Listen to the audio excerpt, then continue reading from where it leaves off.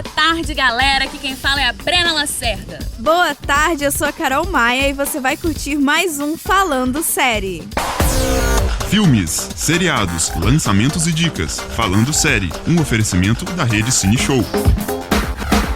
O Falando Série é o programa que traz pra você recomendações e resenhas dos melhores filmes e séries de TV da atualidade. Através de uma parceria super especial com a Rede Cine Show, podemos falar dos filmes em cartaz em primeiríssima mão, para você que está ouvindo a gente dentro da aldeia ou pela internet não perder absolutamente nada. Lembrando que o nosso site é radioaldeiadasaguas.com.br e lá dá para ouvir nossa programação em tempo real e também ter acesso aos programas anteriores. Então fica ligado junto com essa maritaca que tá gritando aqui junto comigo. Fica a dica! E para dar uma quebrada aqui nessa lista de explodir cabeças, a dica de hoje é Brooklyn Nine-Nine, uma série humorística americana criada por Dan Goor e Michael Schur, produzida e assinada pela NBC. Brooklyn Nine-Nine conta o dia a dia de uma delegacia de polícia no distrito de Brooklyn, em Nova York. O foco da série são os detetives que acabam mudando seu cotidiano quando o severo novo capitão Raymond Holt chega, que ao longo do tempo a gente percebe que não é tão severo quanto parece. Dentre os detetives nós temos o Jake, o palhaço da turma, a Rosa, uma latina muito séria que não tá pra brincadeira, o Terry, o musculoso que ama iogurte, a Amy, que é a organização em pessoa, o Charles, amante de gastronomia e de fantasias de Halloween, a sarcástica e pontual Gina e os preguiçosos da galera que preferem o trabalho de escritório do que ir pras ruas, Hitchcock e Scully. A série lançou em janeiro desse ano sua 6ª temporada. Lá em 2014, a série ganhou o Globo de Ouro de melhor série de televisão de comédia e musical pela sua primeira temporada. Série premiada e de um humor característico que vale muito a pena assistir. Corre lá pra assistir, galera. As 4 primeiras temporadas você consegue assistir lá na Netflix. Fica a dica! Falando Série, um oferecimento da Rede Cine Show. Hoje a gente vai falar de 2 séries muito amadas que deram o que falar e ainda dão, né? Aquelas séries que explodem a nossa cabeça e que demandam tempo e paciência pra gente entender e apreciar. A primeira é Westworld, uma obra-prima da HBO com adaptação, roteiro e direção de J.J. Abrams, Jonathan Nolan e Lisa Joy. É uma série que vem questionar o que é ser humano e também a natureza da própria realidade. É o seguinte, a série se passa em um futuro onde a maioria das doenças já foi erradicada, a vida ela segue tranquila, então as pessoas precisam de distração. Aí o Ford e o amigo dele criam um parque em que a princípio imita o cenário de um faroeste. E dentro desse parque estão os anfitriões, que são robôs muito realistas e programados para proporcionar aos visitantes todo tipo de diversão e aventura que eles quiserem. Só que é assim, a segurança dos forasteiros, como são chamados os visitantes, está sempre em primeiro lugar. E os protocolos impedem que os androides façam mal a qualquer coisa viva. É quase uma primeira lei da robótica. O contrário não acontece com os humanos. O Ed Harris, por exemplo, faz um misterioso cavalheiro negro que, como diria a Brena, barbariza geral com a robozada. Mas tá tudo bem, porque toda noite eles são resetados e não se lembram de nada, correto? Errado! A história começa a ficar sinistra quando os anfitriões começam a apresentar alguns defeitos e a se lembrar de eventos passados. E todos os questionamentos se desenrolam a partir daí. Vamos tentar entender. Os caras criaram um parque com robôs que são tão reais que eles possuem sentidos e sentimentos. E aí esse parque serve para que as pessoas possam fazer o que elas têm vontade de fazer no mundo real e não podem.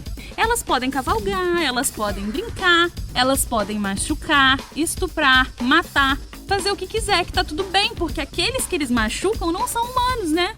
Ok, eles não são humanos, mas se eles sentem tudo que um humano sente, será que tá certo usar eles dessa forma? E esse tipo de questionamento é levantado o tempo todo na série, principalmente pelos anfitriões, que aos pouquinhos vão se tornando conscientes das coisas que estão rolando por ali. Alguns deles se destacam, tipo a Maeve, que nessa realidade é dona de um bar/bordel, mas que em outras realidades foi esposa e mãe, e sofreu a perda da memória da própria família, enfim. Outra que se destaca é a Dolores, muito bem interpretada pela Evan Rachel Wood.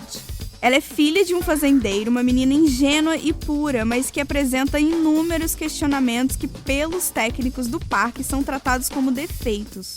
E aí eu acho que vale um enaltecimento para Evan Rachel Wood, porque olha, uma grata surpresa, ninguém sabia que ela era boa atriz assim. Ela brilha nas cenas em que ela é examinada e interrogada pelo povo lá. Ela consegue mudar de sotaque, passar pro inglês neutro e sinistro, sabe? Em instantes. Ela passa um ar simpático que pro telespectador é um pouco assustador. Todos os androides na série têm seus maneirismos, mas os dela beiram a estranheza, sabe? Ela é quase humana. Quase mesmo, sabe? Mas não 100%. Tem alguns personagens na série que você esquece que eles são robôs. Mas ela, a gente não consegue esquecer isso. Ela deixa a gente desconfortável. Isso é maravilhoso.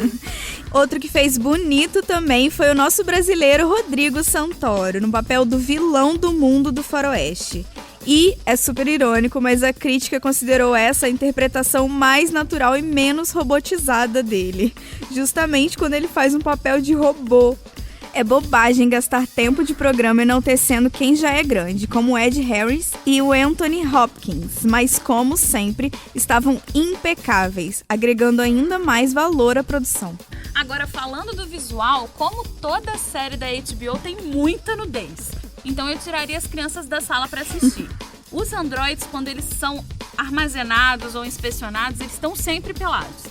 Em alguns casos, os ângulos preservam um pouco a modéstia dos atores principais. Mas para os figurantes vale tudo mesmo. Rolou até um homem vitruviano em 3D anatomicamente correto. E em termos de cenário também, o visual é magnífico. Eles usam e abusam das paisagens de Utah, que a gente tanto vê nos filmes de faroeste. Nunca fica aquela sensação de cena de arquivo cortando para um estúdio apertado de Los Angeles, por mais que seja isso que aconteça na real, né? Eu acho que a grande questão que fica para quem assiste é se um dia você acordar e perceber que tudo que você viveu não era real, e aí? E se todo o traço que faz você foi programado? E se toda a memória que você tem e as memórias que você não tem foram definidas por alguém?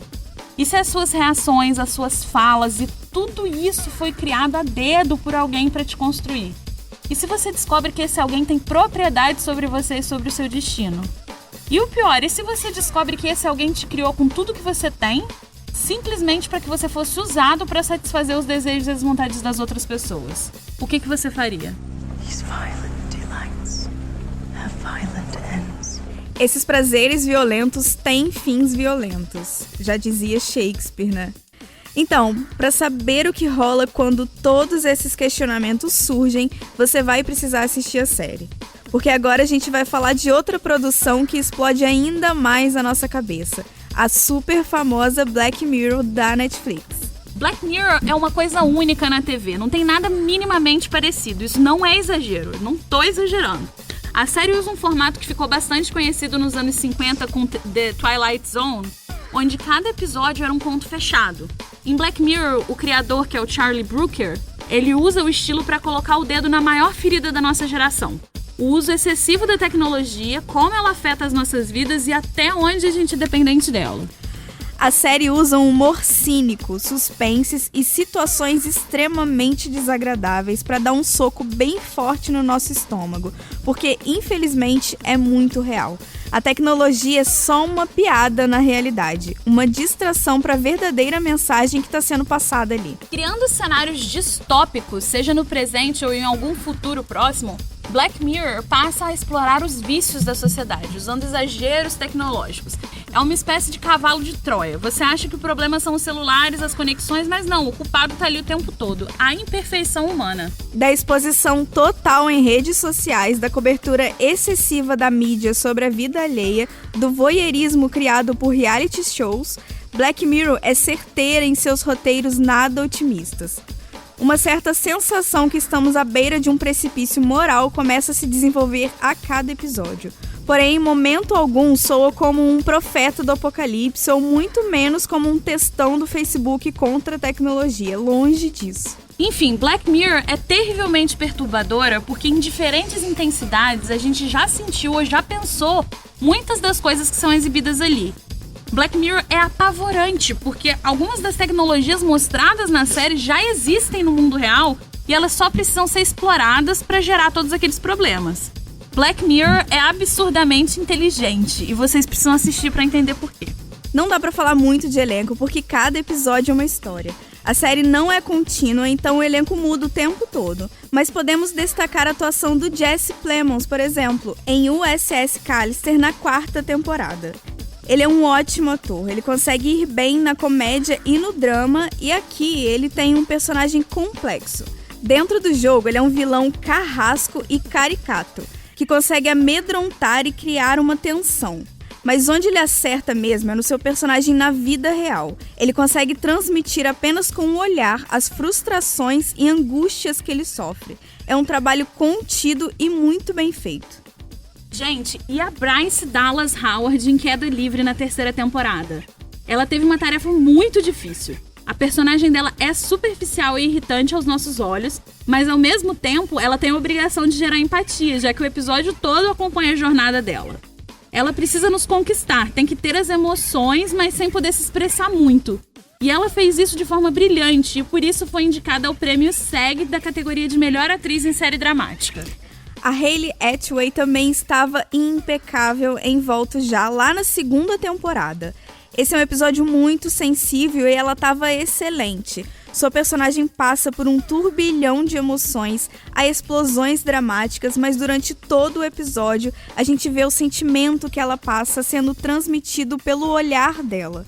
Dá pra sentir o desespero em uma das cenas e é de cortar o coração. E esse episódio foi o primeiro que eu assisti e aí que começou o meu amor por essa série. O meu episódio preferido é San Junipero, na 3ª temporada, Carol.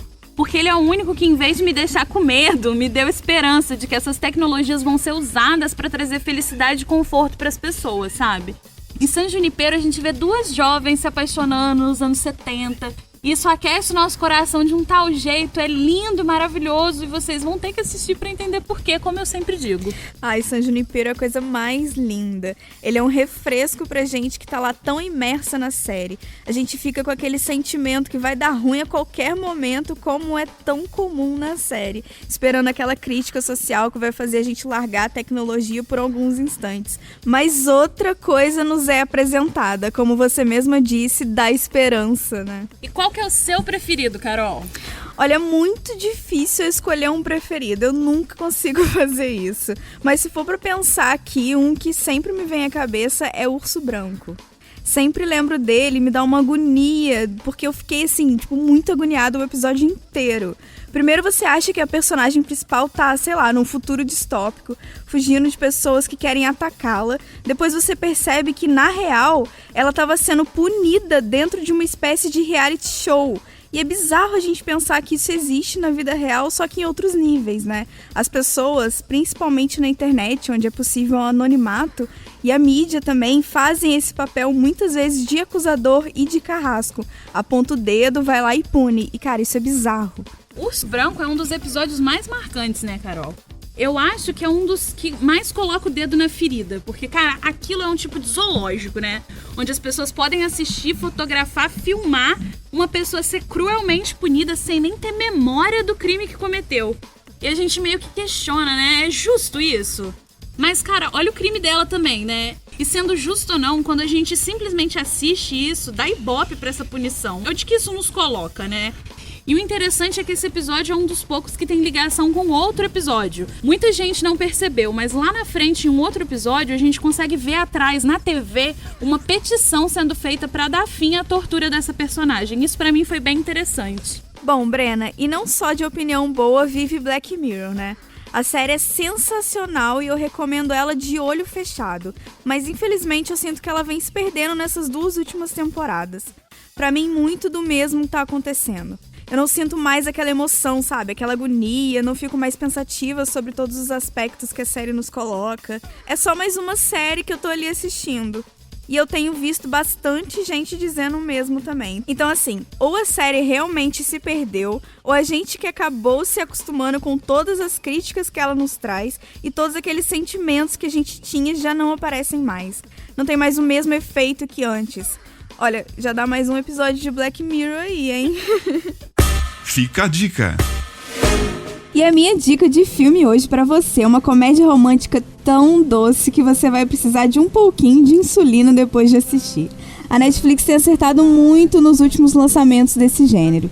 E esse filme foi, na verdade, o precursor aí dos tiros certos. Sierra Burgess is a Loser conta a história da Sierra, uma menina que não se encaixa nos padrões de beleza da escola, mas que, ao contrário da maioria, não abaixa a cabeça pra essa palhaçada. Uma das primeiras cenas do filme, inclusive, é ela se olhando no espelho e repetindo: "Você é uma besta magnífica".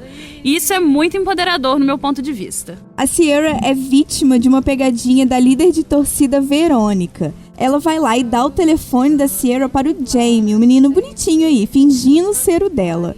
E aí ele começa a conversar com a Sierra pensando que é a Verônica. E as coisas vão se complicando a partir daí. Uma coisa que eu amo no filme é que a Sierra não se sente necessariamente inferior, só diferente, né? Eu amo a analogia que ela usa na música que ela canta, em que ela diz que ela é um girassol, enquanto a Verônica, por exemplo, é uma rosa. Ou seja, ela é menos óbvia, mas ela é igualmente bonita. Fica a dica! Filmes, seriados, lançamentos e dicas. Falando Série, um oferecimento da Rede Cine Show. E depois dessa dica maravilhosa, a gente chega ao fim de mais um programa. Fiquem ligados que semana que vem estamos de volta falando série todo domingo, 12:30 na Rádio Aldeia. Lembrando que você pode ouvir novamente este ou os programas anteriores acessando radioaldeiadaságuas.com.br. Tchau, galera. Até semana que vem. As melhores séries e filmes, todo domingo, 12:30, no Falando Série. Um oferecimento da Rede Cine Show. Apresentação: Brena Lacerda e Carol Maia. Os grandes lançamentos do cinema estão sempre no Cine Show.